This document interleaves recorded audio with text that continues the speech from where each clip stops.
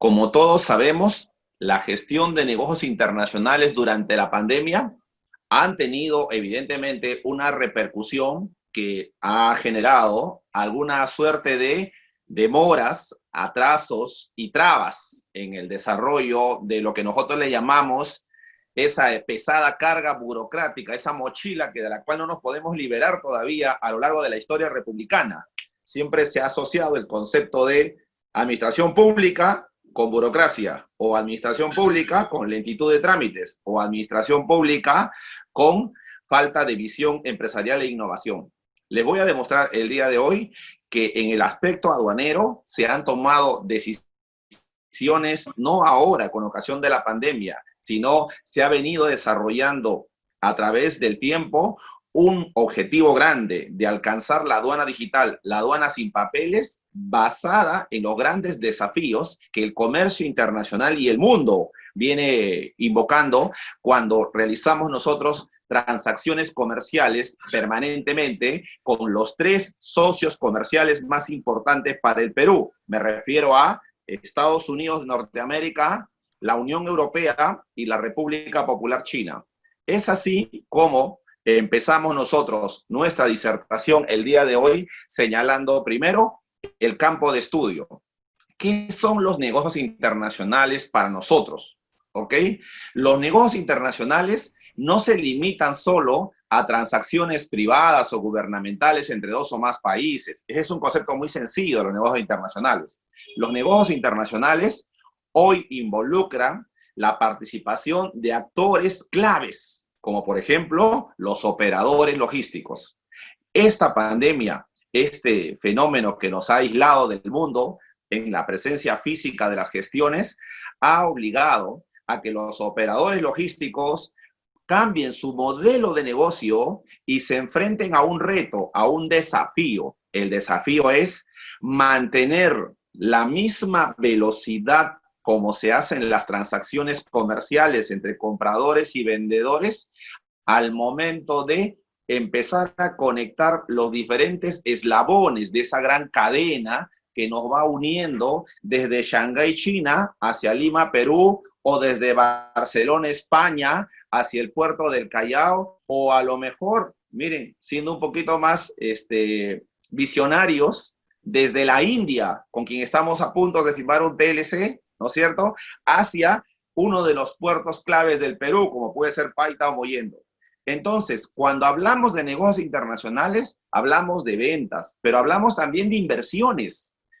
Son inversiones grandes, gigantescas las que están en juego.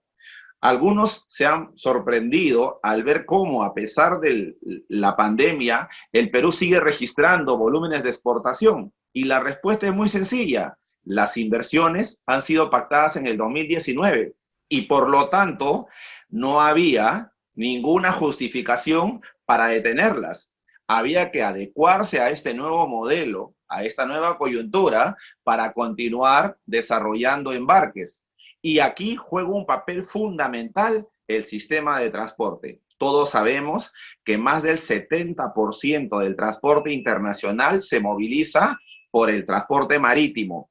En esencia, el transporte marítimo, la gestión logística portuaria, es el factor clave aquí para relanzarnos y reactivar nuestra economía.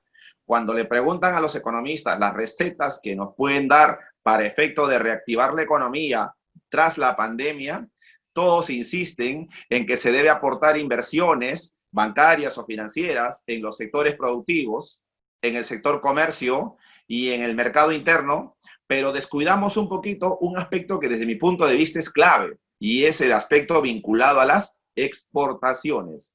4 son los motores que mueven la economía y el desarrollo del Perú. Hablamos de inversión extranjera directa, inversión del Estado en infraestructura, consumo interno y exportaciones. Las exportaciones son el motor más potente para reactivar la economía.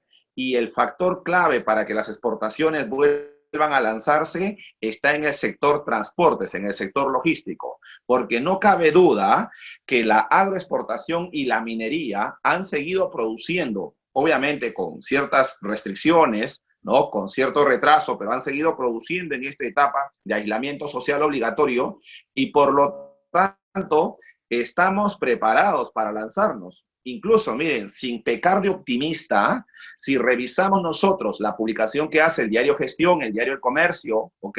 O América Economía, vamos a encontrar que el Perú mantiene protagonismo en la exportación de la palta. Y la palta acaba de llegar a Corea del Sur. La palta se ha convertido en nuestro producto más importante en esta etapa de la pandemia. Y a eso le sumamos que el sector minería tiene ya requerimientos pactados desde el año 2019 para abastecer de materias primas al mercado chino. Entonces, cuando hablamos de negocios internacionales, no podemos limitarnos a ver únicamente las transacciones privadas o gubernamentales entre países distantes. Hay que ver el bosque completo y por esa razón sostengo que las empresas deciden hacer negocios internacionales basados fundamentalmente en 3 criterios. El primero de ellos, para expandir sus ventas, y ahí estamos los que apoyamos el sector exportador. En segundo lugar, para obtener recursos, divisas.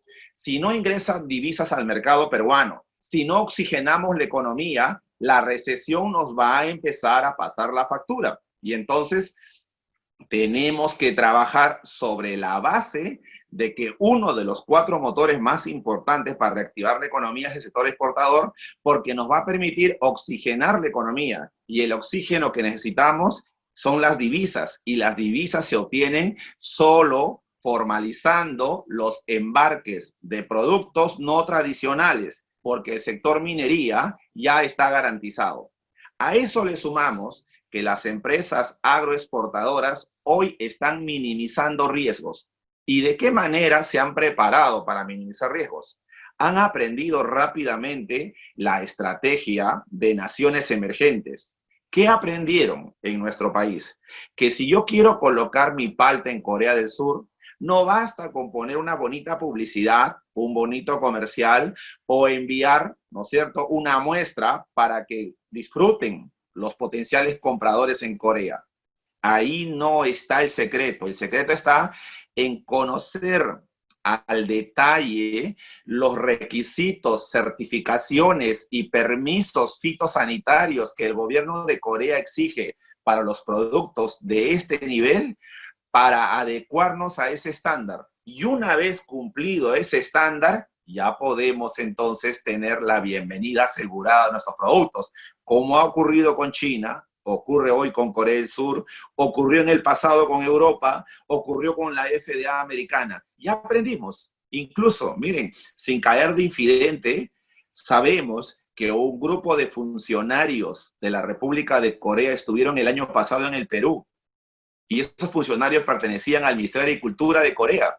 Y son ellos los que estuvieron visitando las plantas procesadoras, las plantas empacadoras, las que seleccionan las mejores paltas, y empezaron a enviar las recomendaciones y sus observaciones respecto a los errores que pudieran cometerse. Y es sobre la base de esa visita, esa supervisión, que el Perú aprendió la estrategia más adecuada, más eficaz para lograr colocar el volumen, ¿no?, de esa dimensión, de esa magnitud de palta en un mercado que para nosotros es estratégico. Entonces, cuando se produce el fenómeno de la pandemia, surge una gran incertidumbre, una gran incógnita, y todos recordaremos esta imagen, ¿ok? El primer caso del COVID-19 en el Perú. No olvidaremos nunca el 6 de marzo 2020. Fue una fecha clave. Ya en las semanas anteriores nos íbamos enterando de lo que estaba ocurriendo en China, ¿no?, en Wuhan, lo que ocurría en Europa, pero, y así esporádicamente en uno que otro país, ¿no?, cercano al nuestro, pero no lo veíamos tan cerca. Hasta que de pronto nuestro presidente, el 6 de marzo, acompañada de la ministra de Salud, cuyo rostro refleja la preocupación, el estrés de todo lo que venía luego de este anuncio, anuncia a todo el país en cadena nacional que se había producido el primer caso diagnosticado de coronavirus, en el Perú.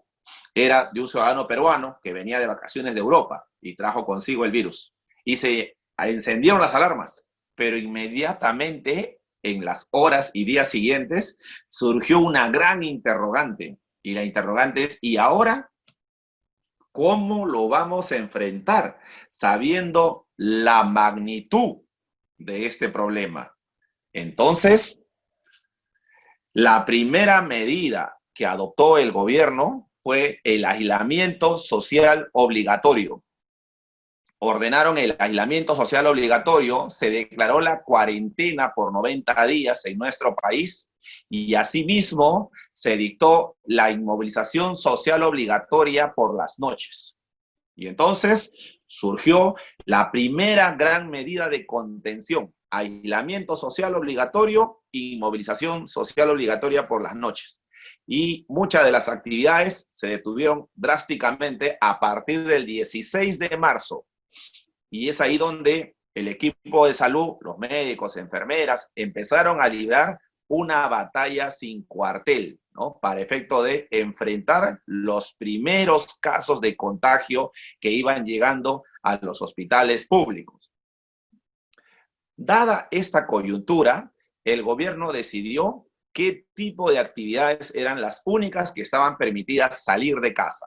Y se mencionó que está permitido que salgan para los que trabajan en la prestación de servicios de abastecimiento de alimentos, que es fundamental, salud y medicinas. O sea, fue lo primero. O sea, todo lo que es bienes primarios para la subsistencia de la población, el personal involucrado en estos servicios de abastecimiento tienen permiso para operar.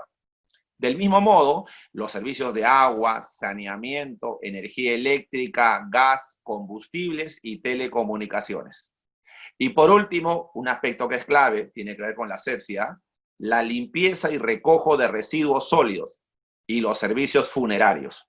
Pero quedaba todavía en las primeras semanas la gran incógnita, y el transporte de carga y mercancías y las actividades conexas tuvo que emitirse de parte del Ministerio de Transportes y Comunicaciones, en coordinación con el Ministerio de Interior, una disposición para aclarar que este periodo de cuarentena, en el cual se habían establecido literalmente qué tipo de actividades estaban permitidas, también debería permitirse el transporte de carga y mercancías y actividades conexas, dado que los servicios logísticos de materia internacional, los servicios aduaneros, son fundamentales para el crecimiento económico del Perú, o sea, para abastecernos de medicinas, mascarillas, cloro, guantes, uniformes y todo lo indispensable para enfrentar esta pandemia. Teníamos que recurrir al mercado internacional y evidentemente los puertos y aeropuertos tenían que seguir funcionando con total normalidad para esa pandemia. De ahí que fue necesario, en principio, sacar una disposición adicional para permitir que el personal que trabaja en el transporte de carga y mercancías y actividades conexas pudiera también obtener su pase vehicular. Muy bien, hasta ahí ya habíamos logrado todo. Se había reactivado entonces las actividades en los puertos, aeropuertos y terminales de almacenamiento. ¿Qué faltaba? En mayo, el segundo domingo, como regalo por el Día de la Madre, el gobierno, haciendo uso de las facultades delegadas por el Congreso, emitió el decreto legislativo 1492. Yo sostengo que esa norma es el punto de quiebre entre el pasado y el presente, y luego el futuro, obviamente, pero es el punto de quiebre. Ya es el momento en el que por fin empezamos a decir las cosas por su nombre. ¿Qué es lo que estaba ocurriendo? Miren, por increíble que parezca, en las semanas siguientes a la pandemia, muchas de las actividades financieras y comerciales se sensibilizaron con lo que estaba ocurriendo y empezaron, por ejemplo, lo que son servicios públicos, a permitir que la población pudiera aplazar el pago de sus cuotas, de sus recibos de alumbrado eléctrico, teléfono, agua potable o lo pudiera fraccionar, dado que estábamos en cuarentena. Y los bancos hicieron lo propio, permitieron el refinanciamiento de las deudas o créditos que hasta antes de la pandemia tenían un cronograma de pagos. Y por su lado, también diferentes entidades, ¿no? Cajas rurales, fondos, empezaron a establecer mecanismos como banca de consumo para refinanciar deudas. Pero increíblemente, en el sector logístico todavía se mantenía en algunos casos el status quo. Y el status quo era un poco, yo diría, abusivo, ¿no? Perverso, porque se le empezaba a generar gastos como una bola de nieve al importador por no poder retirar la carga oportunamente. Y el importador no acudía a los almacenes a retirar la carga por inacción, por ineptitud o por falta de interés, sino porque el sistema y la pandemia no se lo permitía. Y entonces empezó a evaluarse la necesidad de identificar cuáles son estos costos y gastos que están creciendo en contra de los intereses del importador o de los exportadores. Y se descubrió que al interior de nuestro país, como lo veníamos repitiendo en los últimos años, se habían creado una serie de gastos sin fundamento, sin justificación, que generaban sobrecostos a las importaciones, a las exportaciones y nos hacían perder competitividad. Por esa razón, el gobierno tomó una decisión drástica. Mediante este decreto legislativo 1492, dispuso dos aspectos que son claves. En primer lugar, el usuario, llámese importador o exportador, no está obligado a pagar ningún servicio que no haya contratado con el transportista mediante el conocimiento de embarque. En consecuencia, estaba induciendo a los operadores, o sea, almacenes, agencias de carga, agencias de aduana, a sincerar sus costos, porque se cobraba, por ejemplo, el contenedor por el envío de la mercancía hasta el almacén del importador y por recoger el contenedor que era propio del transportista o almacén, le volvían a cobrar.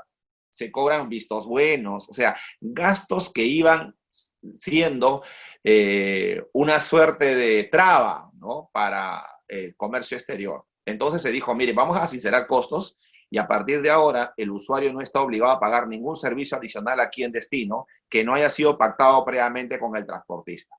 Esa fue la primera medida. Y la segunda medida, que yo aplaudí así emocionadamente, fue el tema de modificar la ley de títulos valores y permitir que el BL o conocimiento de embarque se pueda endosar a través de medios electrónicos.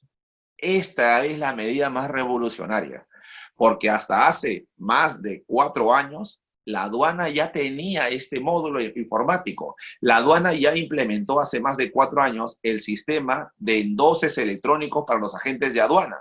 Hoy un importador, un exportador no necesita firmar el BL para encargar los despachos de importación o exportación a un agente de aduana. No necesita firmar el BL. Ingresa a la página web de SUNAT con su RUC y su clave SOL y encarga al agente de aduana de su preferencia la gestión. Y eso es sin costo, es gratuito, es online y lo puede hacer cuantas veces quiera. Lo puede hacer incluso por un periodo de tiempo hasta 12 meses, lo puede hacer para un solo tipo de despacho, lo puede hacer para una sola jurisdicción de aduanas, lo puede hacer para un solo régimen aduanero o para varios regímenes aduaneros. Pero la parte más bonita es que puede revocar esa decisión si es que no le satisface el servicio del agente de aduana, o puede modificar y reducir los plazos si es que le encargó por mucho tiempo el mandato electrónico. Entonces, esa figura que ya existía en la aduana, hoy ha ingresado ya como una obligación para los demás operadores, porque la verdad, y es una confesión que les hago, miren, el importador y el exportador quedaban totalmente contrariados. Decían, ¿cómo es posible que yo no tenga necesidad de endosar el BL para encargar a un agente de aduana que me represente en los despachos y numere mi declaración y haga todo el trámite hasta obtener el levante? Sin embargo, sí debo endosarlo para mover mi contenedor desde el puerto hacia el almacén y desde el almacén hacia mis locales. O sea, ¿a quién le hago caso?, decía el importador. Hoy, con este decreto legislativo 1492, se obliga, miren, es increíble, han tenido que obligarlos todavía, se obliga a que los operadores de comercio exterior empiecen a implementar mecanismos electrónicos para darle validez al endose, sin tener que firmar el papel. Y entonces, la orden es, en esta norma se ordena que las líneas navieras, los almacenes aduaneros y los agentes de carga comiencen a digitalizar todos los procesos de comercio exterior, que empiecen a, como ustedes muy bien lo han dicho en la Universidad César Vallejo, empiecen a innovar procesos. Hoy, si de algo nos podemos alegrar en medio de todos los males que trae esta pandemia, es que ha permitido que la evolución hacia la era digital se acelere. Y entonces, hoy el lenguaje común en los negocios es el e-commerce. Hoy se ha establecido un mecanismo a través del cual, si yo necesito un equipo de cómputo, una laptop, en este momento, ingreso a las compras online de la tienda de mi preferencia, hago la adquisición, coloco mis datos, pago con medios electrónicos y en los próximos días me tocan la puerta y me entregan el producto. Mire, ya no tengo que ir a visitar las tiendas, perder tiempo, dinero, desgastarme. Todo es online. Lo mismo tiene que ocurrir en los procesos de comercio exterior y entonces la meta es lograr que las líneas navieras, los almacenes aduaneros y los agentes de carga digitalicen todos los procesos. Si esto no se cumple y se convierte en letra muerta, MINCETUR, con este decreto legislativo 1492, tiene la facultad para sancionar. Dentro de pocos días sale publicado el reglamento para que se cumpla esta disposición y lo que ordena el decreto legislativo 1492 es que los supervisores y auditores de MINCETUR visitarán a las líneas navieras, visitarán a los almacenes aduaneros, a los agentes de carga y verificarán si encuentran que aún no han implementado los sistemas informáticos dentro del plazo que fija el reglamento, estarán incursos en una infracción. Pero lo más grave será si es que se encuentra que los usuarios, importadores, exportadores, se les está exigiendo que presenten el documento, el BL impreso y endosado. En esos casos, se va a aplicar una multa que puede llegar hasta las 10 unidades impositivas tributarias. Multa que definitivamente va a tener que ingresar para estos operadores de comercio exterior dentro de su récord de infracciones y sanciones aduaneras, teniendo en cuenta que la Ley General de Aduanas también se modificó a finales del año pasado, y a partir de este año, estos operadores de comercio exterior están pasando por un periodo de categorización y deben mantener entonces su historial de infracciones y sanciones, ¿no es cierto?, con el mínimo de infracciones para mantener una categoría que les permita gozar de beneficios ante la administración aduanera. Entonces, MINCETUR tiene facultad sancionadora, ¿ok? Ahora, veamos entonces ¿cuáles son las principales medidas adoptadas para garantizar la continuidad de las operaciones de comercio exterior en el contexto del COVID-19? Porque si bien es cierto, atacamos el tema logístico y decimos que para destrabar las operaciones de ingreso y salida de mercancías fue necesario primero autorizar el pase laboral de todos los que están involucrados en el transporte de carga y mercancías y luego obligar a los operadores a que digitalicen procesos, pero allí no termina el esfuerzo del Estado por facilitar el comercio exterior. Había que tomar otras decisiones mucho más importantes que las anteriores.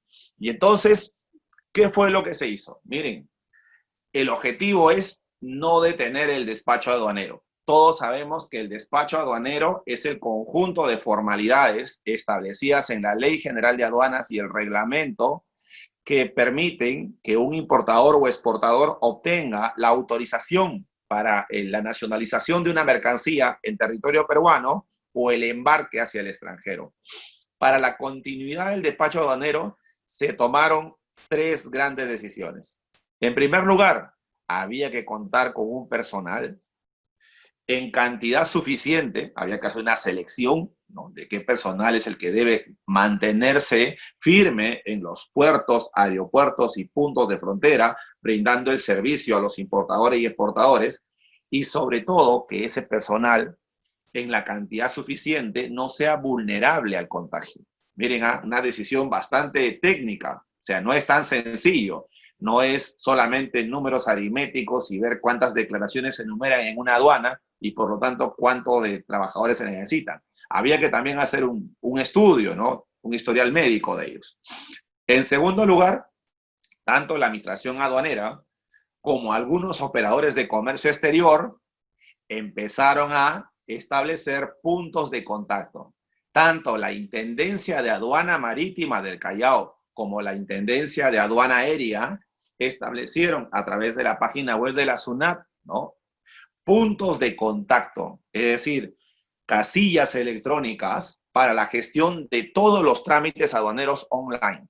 Recordemos que a mediados de los años 90, la aduana del Perú ingresó a un proceso de automatización de procesos y ese proceso culminó a finales del año 2001-2002 con la puesta en vigencia de todo un sistema integrado de gestión aduanera que hoy permite que los importadores, exportadores, agentes de aduana, agentes de carga, almacenes, bancos, todos puedan conectarse con los servicios aduaneros online y puedan, por ejemplo, realizar sus pagos electrónicos a través de la red bancaria comercial, puedan verificar el estatus de una declaración aduanera, puedan recibir notificaciones electrónicas. Es decir, había que poner mayor énfasis a conectar a los importadores, exportadores y agentes de aduana con los servicios esenciales en materia aduanera.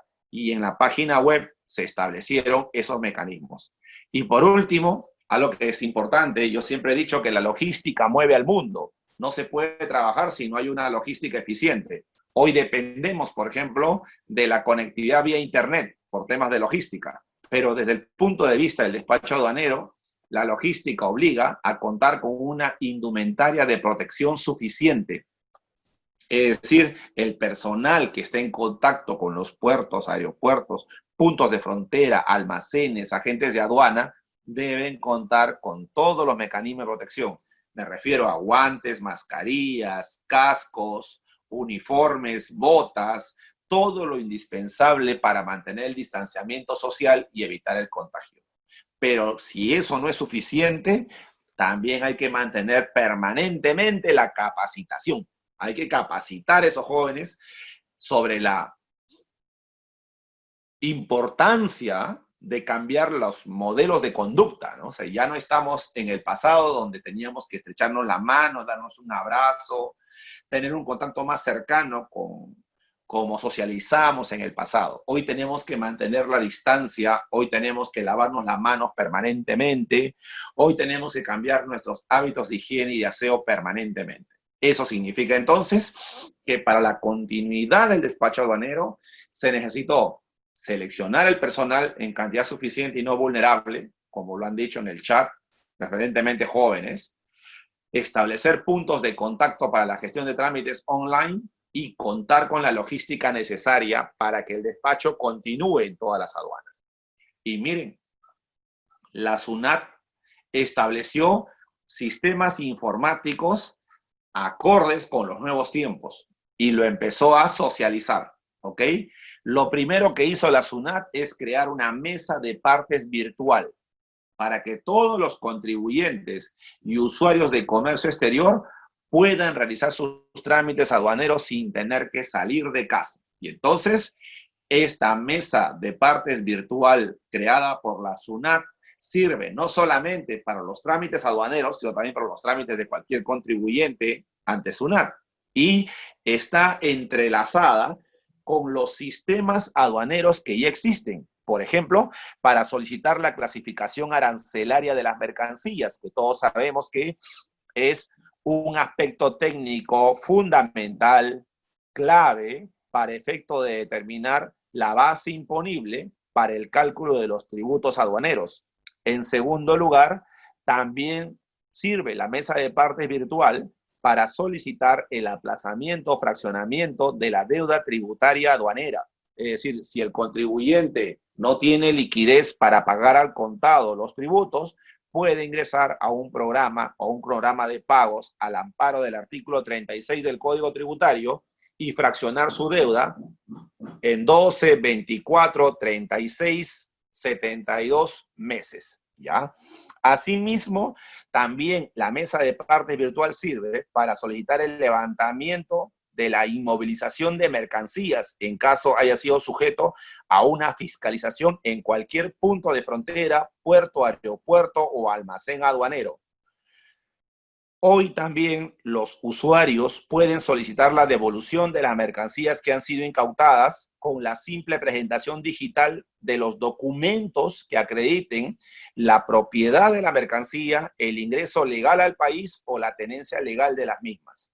Y por último, la otra novedad es que también pueden los importadores solicitar la devolución de los tributos que han pagado de manera indebida o en exceso a través de la mesa de partes virtual. Entonces, los sistemas informáticos hoy permiten que los diferentes contribuyentes y usuarios de comercio exterior no tengan necesidad de exponerse al contagio y desde sus oficinas o casas poder trasladar sus solicitudes, sus trámites, utilizando la plataforma que SUNAT ha puesto a disposición de todos los contribuyentes. Evidentemente, la única llave que abre la puerta a estos trámites es el RUC. Deben tener RUC activo. Incluso si se olvidaron el password, ¿no es cierto? No tienen el password. Hoy existe un aplicativo, un app de la SUNAT para que ingresen con su DNI o su número de RUC y actualicen sus datos y automáticamente el sistema les envía un nuevo password que lo pueden cambiar en minutos para que sea más familiar y más personal. Entonces, volviendo a nuestro tema, para facilitar el comercio exterior, ¿cuáles fueron las 3 medidas, yo diría, claves que desarrolló la administración aduanera? Lo primero que hizo fue suspender los plazos para el cumplimiento de las obligaciones aduaneras, porque ustedes recordarán que a partir del 16 de marzo se dispuso la inmovilización social obligatoria y por lo tanto, ese domingo todos nos dimos cuenta que ya no volvíamos a trabajar a las oficinas o a las empresas porque no estábamos considerados en la lista de aquellos servicios esenciales para el país. Y por lo tanto, habían trámites, ¿no? Gestiones o beneficios o solicitudes que se empezaban a vencer los días siguientes, el 17, 18, 20 de abril y de marzo y luego de abril. Y iban a ser perjudicados porque si no había atención, iban a perder de repente la oportunidad de acceder a un beneficio o a impugnar de repente un derecho. Entonces, lo que dispuso la aduana fue suspender los plazos, ¿ya? Durante el periodo de emergencia. Luego, también estaba como una espada de Damocles sobre la cabeza de los operadores la implementación de la nueva tabla de infracciones y sanciones aduaneras, un nuevo modelo de infracciones y sanciones. Y para no perjudicarlos, se decidió aplicar la facultad discrecional, suspendiendo la aplicación de sanciones. Y en tercer lugar, una medida que aplaudimos también, se dispuso la rebaja del 0% del arancel nacional para algunos bienes importados que llegaban a nuestro país y estaban destinados para la protección de la salud. Veamos el primer caso, suspensión de plazos. Miren, en materia de suspensión de plazos, en estos días me han hecho muchas preguntas, los estudiantes sobre todo, ¿no? Dicen, doctor Ollarse, ¿y cuándo acaba este tema de la suspensión? ¿Está vigente? ¿No está vigente? Entonces, hoy me atreví a aclarar ese tema, ¿ok? Lo primero que debo mencionar es que cuando se decreta la emergencia nacional, se emite un decreto de urgencia, el 029, y se ordena que a partir del 16 de marzo y por 30 días hábiles se suspendan todos los plazos en los procedimientos administrativos que estaban en trámite para no afectar a ningún usuario en la administración pública. Esto se aplica en todas las dependencias del Estado y en la aduana y la SUNAT también. Pero, como ya todos sabemos, periódicamente han ido ampliando y prorrogando la cuarentena. En consecuencia, se emitió un segundo decreto de urgencia, el 053, y se prorroga esta suspensión de plazos desde el 7 al 27 de mayo. Y se deja abierta la posibilidad que se vuelva a prorrogar. O sea, ya en ese momento ya sospechamos que esto tenía para más tiempo todavía. Y finalmente, con el decreto de urgencia 087-2020, se ordena la prórroga hasta el 10 de junio de todos los plazos. Entonces, el 10 de junio se han vencido todos los plazos que estaban suspendidos. Por lo tanto, a partir de hoy se ha reiniciado el cómputo de los plazos para todos los trámites aduaneros y se entiende que desde el 16 de marzo hasta el 10 de junio todas las entidades públicas ya implementaron mecanismos electrónicos para efecto de que no se vean afectados los usuarios. Este ha sido la ruta que ha seguido el Estado peruano para ayudar a los ciudadanos, a los contribuyentes o a los administrados a mantener protegidos sus derechos, ¿no? Sus trámites, ¿ya? Sus gestiones en cualquier dependencia del Estado sin perjudicarse por el vencimiento de los plazos, ¿ok? Entonces, ahora se está estableciendo la modalidad online, la modalidad electrónica, para reactivar todos los procesos, incluido el Poder Judicial, ¿no? El Poder Judicial ya estableció mecanismos electrónicos para empezar a reactivar todos los procesos. En segundo lugar, hablamos de la facultad discrecional. Y aquí hay una explicación importante que hacer. Miren, el gobierno decidió que a partir del 31 de diciembre del 2019 empiece a regir en el Perú un nuevo modelo de despacho aduanero con la implementación de los cambios y reformas al sistema aduanero. Esa decisión se hizo a finales del año pasado, sin presagiar lo que se nos venía. En consecuencia, lo primero que hizo la aduana fue disponer lo que yo le he llamado la marcha blanca. Y se dijo, miren, a partir del 1 de enero empiezas a regir un nuevo modelo con nuevas obligaciones y responsabilidades para el agente de aduana, el agente de carga, el almacén, el importador, el exportador, las empresas de envío y entrega rápida. Todos ellos van a tener que cumplir nuevas obligaciones. Y es obvio que por desconocimiento, porque recién se está conociendo estas modificaciones y cambios y se está aplicando e implementando cambios, podría que nos empecemos a llenar de infracciones y sanciones y esa no es la razón de ser del Estado. Entonces crearon un periodo de marcha blanca, yo lo llamo de entrenamiento también, para que los operadores puedan internalizar los cambios y se preparen para un nuevo modelo de sistema aduanero mucho más ágil y moderno bajo el sistema FAST, ¿ok? Y se dispuso entonces que no se iba a aplicar las sanciones del 1 de enero al 31 de marzo del 2020 y todos estábamos felices por ello. Pero a mediados de marzo, acuérdense, vino el tema de la pandemia.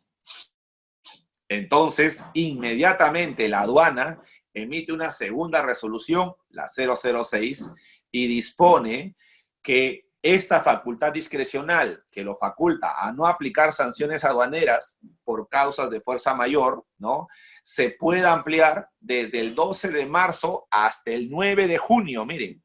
Y esta norma salió casi a inicios de marzo. Por lo tanto, ya la aduana iba anunciando que este periodo de cuarentena iba a prolongarse hasta junio, por lo menos, ¿ya? Y lo dijo en esta resolución. Entonces, no se aplicaban sanciones hasta el 9 de junio.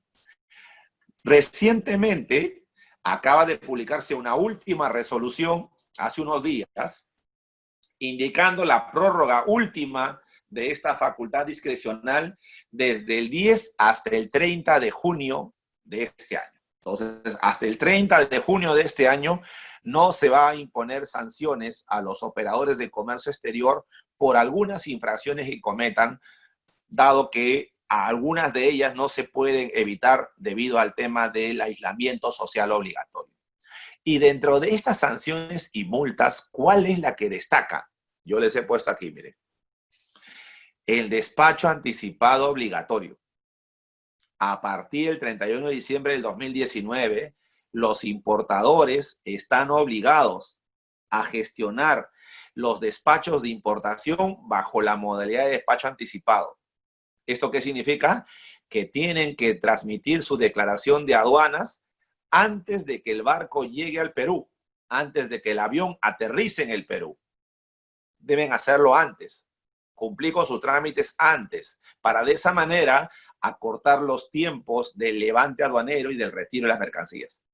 Y si por A o B el importador no decide hacer el despacho anticipado, que ya es obligatorio, y quiere continuar con el modelo tradicional llamado despacho diferido, que consiste en que la carga primero llega al Perú, está en un almacén y desde ahí recién contrato a mi agente de aduana para numerar la declaración. Si quiere seguir haciendo ese modelo, la advertencia es que estaría incurriendo en una infracción cuyo código es P11 y se le aplica una multa de 0.2 de la UIT, o sea, el 20% de la UIT al importador, y es una sanción leve. Y si el importador, antes de que la aduana lo detecte y lo multe, se presenta voluntariamente a pagar la multa, como un mecanismo de incentivo y sinceramiento de infracciones, se le permite la reducción del 0.2 de la UIT a 0.1 de la UIT. O sea, solo paga el 10% de la UIT. Muy bien. Esta multa a los importadores todavía no se le está aplicando y no se le va a aplicar hasta el 30 de junio. Recién al partir del 1 de julio se empezará a aplicar sanciones a los importadores que no se adecúen a esta normativa. La obligación ahora es formular el despacho anticipado en casi todos los envíos, ¿ya? En una próxima presentación, el próximo jueves, hablaremos de gestión estratégica de importaciones y exportaciones y vamos a ampliar, ¿no?, cuáles son los casos exceptuados de esta obligación del despacho anticipado. Pero, por ahora, quiero dejar este mensaje. Los importadores pueden continuar haciendo el despacho diferido sin temor a incurrir en infracción ni ser sancionados, porque la aduana ha prorrogado su facultad discrecional, no va a aplicar sanciones hasta el 30 de este mes, 30 de junio. Respecto a la rebaja del 0% del arancel aduanero, esta fue una decisión, yo diría, clave, porque se le preguntó a la aduana, se le dijo, ¿y cuál es la dificultad si queremos comprar como Estado peruano al extranjero los bienes necesarios para combatir el COVID-19? Y lo primero que se observó fue que algunos de estos productos estaban grabados con 6% de hechos arancelarios, otros pagaban 11%, estaba muy alto el arancel. Obviamente, esa tarifa arancelaria fijada para estos productos se hizo pues antes de la pandemia, ¿no? Pero en este momento estábamos en un escenario en que había que evitar la especulación y había que evitar también que estos productos, por sus costos, no sean accesibles a la población, al mercado. Y por esa razón se dispuso la rebaja del 0% del arancel aduanero para el alcohol etílico, la importación de alcohol etílico sin desnaturalizar, con grado alcohólico volumétrico inferior al 80%, las agujas tubulares de metal y agujas de sutura de uso clínico, el aire líquido y aire purificado, sustitutos sintéticos de plasma humano, anestésicos, esparadrapos y benditas, el cloro, el cloruro de hidrógeno, el ácido sulfúrico, el agua destilada de conductibilidad o del mismo grado de pureza. Y aquí también están la indumentaria, ¿no? Por ejemplo, algodón hidrófilo, vendas, botiquines, equipados para primeros auxilios, prendas y complementos, accesorios de vestir, incluidos los guantes, mitones y manoplas, mascarillas de protección, redecillas para el cabello, gafas protectoras para el trabajo. Miren, todos estos bienes hoy pueden ser importados desde cualquier parte del mundo hacia el Perú y están liberados del arancel aduanero, ¿ya?, para efecto de que su costo no se incremente al ingresar al mercado nacional, porque evidentemente no solo el Estado peruano compra, también compra la empresa privada. Otro aspecto importantísimo dentro de las decisiones para simplificar el comercio es el tema del mandato.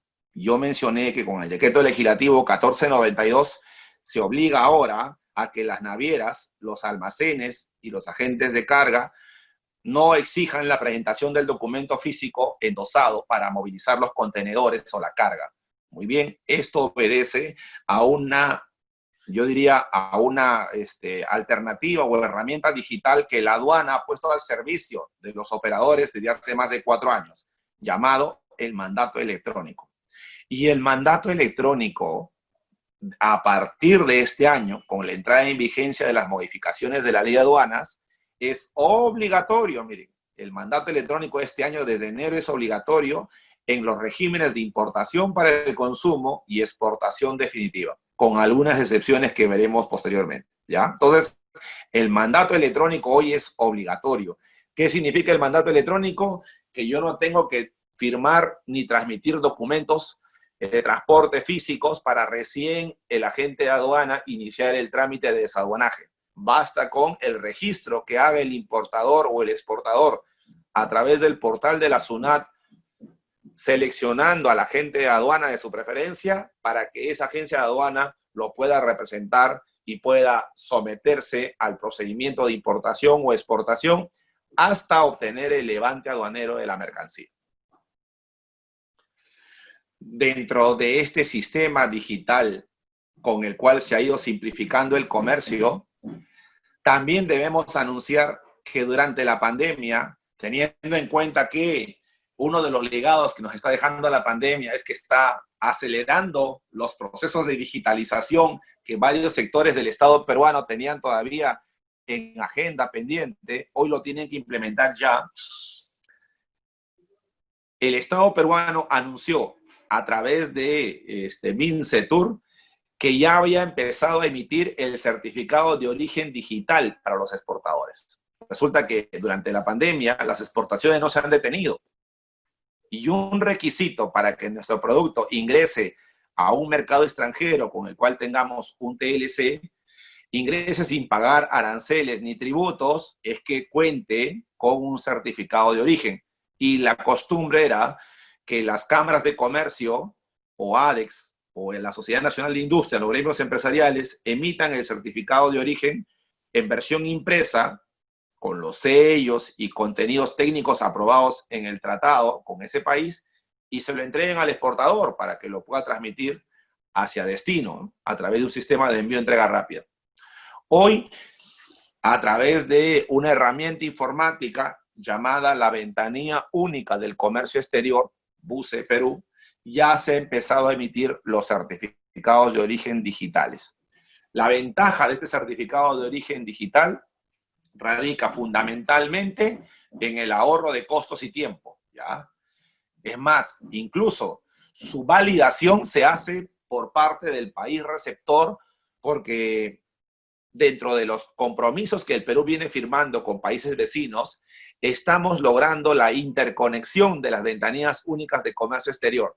Y así, por ejemplo, hoy podemos decir con enorme satisfacción que todos los países miembros de la Alianza del Pacífico ya tenemos interconectadas las ventanillas únicas de comercio exterior de nuestros países. Me refiero a Chile, México, Colombia y Perú. De manera que ya no es necesario la impresión física del certificado. La digitalización de procesos ya es una realidad. Y este primer envío que el Perú envió con certificado digital precisamente fue a México, miren, al amparo de la Alianza del Pacífico. Nuestro primer embarque hacia México, gozando del acuerdo comercial vía Alianza del Pacífico, se hizo con un certificado de origen digital. Ha habido voces que han estado anunciando que el Perú, al haber emitido el decreto legislativo 1492, obligando a la virtualización de procesos y la implementación de herramientas informáticas para el movimiento de la carga, estaría desconociendo la vigencia de contratos privados, ¿no?, internacionales, y estaría vulnerando el Estado de Derecho. Muy bien, frente a esas voces que son discrepantes, obviamente, nuevamente Mincetur ha publicado un comunicado indicando que el objetivo no es menoscabar o desconocer la libertad de contratación que pueda tener comprador y vendedor en el extranjero. Eso no es la razón de ser. Lo que se busca es que los trámites del comercio exterior sean 100% virtuales. Eso es lo que busca el decreto legislativo 1492, que el 100% de los trámites sean virtuales. Por eso es que no señala de ninguna manera que la plataforma informática que la aduana tiene disponible para el mandato electrónico sea de obligatorio cumplimiento para las navieras. No dice eso el decreto. El decreto señala que las navieras, los agentes de aduana y los agentes de carga deben implementar herramientas informáticas de acuerdo a su naturaleza de su negocio, de acuerdo a la experiencia que ellos vienen también implementando en otros países o simplemente de acuerdo a su necesidad y visión del negocio. Entonces, ¿qué podemos sacar de todo esto? Miren, es un camino sin retorno el conducirnos hacia la aduana digital. La aduana digital ya es una realidad hoy, ¿ok? Hoy, gracias a la pandemia, casi todos los procedimientos se han virtualizado. Cuento uno, miren, que ayer tuve la oportunidad de verificar. En el sistema del drawback web, los exportadores desde el año 2014 tenían una herramienta informática para transmitir sus solicitudes de drawback. ¿Qué es el drawback? El incentivo o el beneficio que promueve a los exportadores con la asignación de un premio que equivale al 3% del valor FOB de exportación, siempre que acrediten que en el producto que están exportando ha intervenido al menos un insumo importado. Y este mecanismo hoy ya es 100% electrónico. Ya no es necesario que el exportador acuda con sus expedientes a las ventanillas de la aduana para iniciar el trámite. Hoy tiene una plataforma electrónica y desde la página web de la SUNAT puede transmitir su solicitud. Tampoco tiene que ir a la aduana a recibir las notificaciones en caso haya cometido un error que deba subsanar. No, la notificación lo recibe electrónicamente en su buzón SOL y puede subsanar electrónicamente. Tampoco necesita ir hacia la aduana a recoger el cheque que acredita el beneficio para depositarlo en su cuenta. Ya no, la aduana hace el abono en su cuenta corriente electrónicamente. Entonces, la aduana digital es un camino sin retorno, es un camino a la modernización. Por otro lado, está la ventanilla única del comercio exterior, que va a entrar a un proceso de cambio y reestructuración en los próximos meses. ¿Y por qué viene este cambio? Porque es evidente que esta etapa de la pandemia nos va a traer a nosotros lecciones que debemos de una vez empezar a implementar, ¿no? No es hoy prudente, por ejemplo, solamente estemos emitiendo certificados de origen digital con aquellos países con los cuales hemos logrado algún tipo de compromiso para que sean reconocidos estos certificados. Hay que trabajar aún más, ¿no? Para que el 100% de todas las certificaciones y permisos y autorizaciones para mercancías de importación restringida se emitan también electrónicamente. Y en ese camino también está la Autoridad Portuaria Nacional, que es el organismo rector que se encarga de supervisar, administrar y fiscalizar la gestión logística portuaria, ¿no? Tienen que trabajar también mucho en el tema de la virtualización de trámites para efecto de darle mayor transparencia a la información que los importadores y exportadores necesitan conocer apenas arribe el barco al puerto para poder seguir la trazabilidad de sus contenedores y sus mercancías. Termino indicando lo siguiente. Miren, después de la pandemia todavía nos queda mucho por hacer. Y lo pongo esto como inquietud, lo pongo esto como un desafío, ¿ya? Para las futuras generaciones, sobre todo para los jóvenes que estudian negocios internacionales. ¿Qué queda pendiente por hacer después de la pandemia? Quiero que sepan que el Perú se adhirió al Convenio de Bruselas, el Convenio Internacional para la Unificación de ciertas reglas en materia de conocimiento de embarque. Pero en el mes de mayo, el Perú ha denunciado ese convenio y ha decidido apartarse del mismo. Por lo tanto, en mayo del 2021, porque es un año después de la notificación del Perú, que ya deja de ser obligatorio, el Perú estará apartado completamente de ese convenio. Ese convenio internacional regula básicamente las reglas de juego en materia de conocimiento de embarque, pero significa entonces que tenemos nosotros que elaborar en nuestro país no solamente las normas, sino aquellos mecanismos jurídicos que permitan proteger al importador y al exportador frente a estas dificultades que pudiera traer el apartarnos de un convenio internacional, ¿ya? Yo critico mucho ese convenio porque es un convenio de los años 30, que su última actualización fue en el año 78, o sea, está desfasado, pero el apartarnos del convenio obliga a cubrir ese vacío legal con otras normas internas para proteger al importador y al exportador. ¿Qué más queda pendiente por hacer? Hay que empezar a trabajar sobre el carnet IATA. ¿Y de qué se trata esto? El Perú también suscribió el convenio de Estambul, el convenio relativo a la importación temporal, que tiene como principal novedad que ya no se va a necesitar numerar una declaración de aduanas para el ingreso temporal de maquinarias y equipos al Perú, beneficiando y favoreciendo también a la gran inversión extranjera. Pero hay que crear los documentos y los reglamentos que permitan simplificar el uso y la implementación del convenio de Estambul. Y como tercera agenda pendiente está el Tratado de Libre Comercio entre el Perú y la India. Si ustedes ingresan a la página web de Mincetur, van a ver que los equipos técnicos han seguido negociando en esta etapa de la pandemia, porque para ambos países es estratégico, es prioritario la suscripción de este Tratado de Libre Comercio. Estamos hablando de un país que tiene una densidad poblacional de la magnitud de China.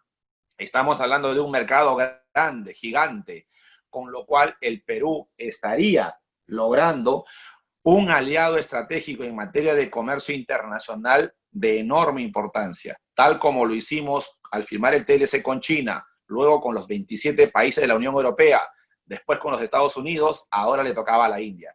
Y con la India tenemos un particular interés, dado que nosotros tenemos mucha oferta exportable que ofrecerles, pero también tenemos mucha tecnología que adquirir de ese país. Y por último, termino señalando que la Ley General de Aduanas, cuando se modificó, incorporó en el rubro operadores de comercio exterior al operador de transporte multimodal internacional. Se trata de un gigante, una organización empresarial gigantesca, dueña de aviones, camiones, barcos, que puede trasladar las mercancías desde un país de origen hacia un país de destino, utilizando por lo menos 2 medios de transporte distintos, pero aquí viene la particularidad, emitiendo un único documento de transporte electrónico para simplificar la movilidad o el traslado de las mercancías en grandes lotes desde China hacia Perú, desde Perú hacia Estambul, hacia donde fuera, ¿ok? Y sobre esto hay que empezar a establecer los mecanismos reglamentarios para efecto de facilitar su ingreso a nuestro país y con la competencia de los distintos operadores logísticos, el beneficiado sea finalmente el importador y el exportador, que tendrán un menú de opciones para elegir aquel servicio que más satisface a su modelo o tipo de negocio.